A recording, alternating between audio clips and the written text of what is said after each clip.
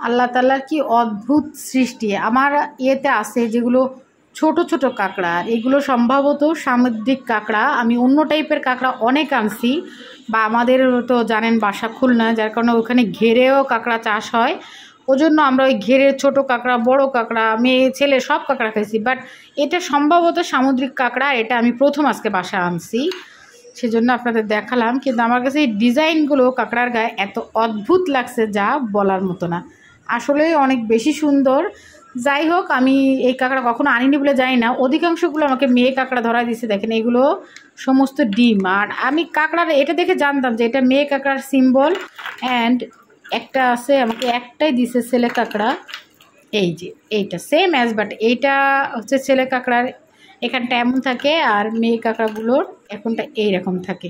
এটারও ডিম আসবে, এটা কিন্তু টোটাল সাদাই থাকে, এইরকম সাদা থাকে, কিন্তু এটা ডিম আসবে দেখে একটু হলুদ হলুদ হয়েছে, এখানে ডিম আসবে। এগুলো সবই মেয়ে কাঁকড়া। এখানেও একটা দেখলাম দিছে, মানে মোট কথা সব কটাই দিছে আমাকে মেয়ে কাঁকড়া। ডিমগুলো ভালো, মেয়ে কাঁকড়া এমনিতেই ভালো, সবাই মেয়ে কাঁকড়াই খায়। যাই হোক, আমি প্রথম ডিমওয়ালা কাঁকড়া দেখলাম। সবচেয়ে মজার কথা, এটাও তাহলে চিংড়ি মাছের মতোই, দেখেন এটাও মেয়ে কাঁকড়া। যাই হোক, যা লাভ মানে রিক্সে আমার রিজিকে তাই চলে আসছে ঘরে। আর কি বলবো, যাই হোক, এটা অবশ্যই আশা করতেছি যে ভালো হবে, বা খেয়ে রিভিউ দেবো আপনাদের কাছে। সবাই হয়তো খাইছেন, বাট আমি এই কাঁকড়া কখনোই খাইনি, এটাই আজকে ফার্স্ট টাইম খাবো।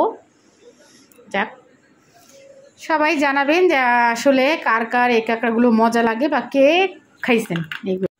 বলছিলাম না যে রেঁধে আপনাদের রিভিউ দিব খেয়ে, তো এই যে বেশ সুন্দর অ্যান্ড টেস্টি, এটা আরও বেশি মজা। এটা সাগরের কাঁকড়া মনে হয়, সেই জন্য আরও বেশি স্বাদ লাগতেছে। যাই হোক, সেই স্বাদ